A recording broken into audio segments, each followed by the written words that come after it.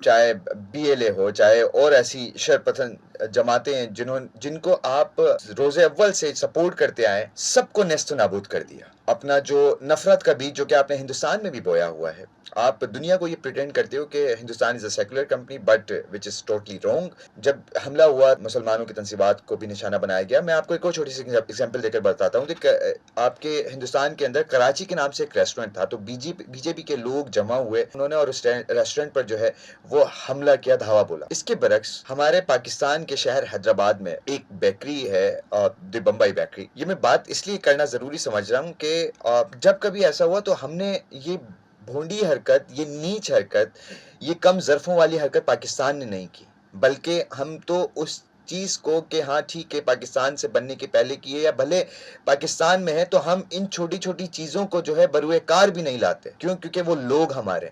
लेकिन उसके बरक्स आपके लोगों ने क्या किया?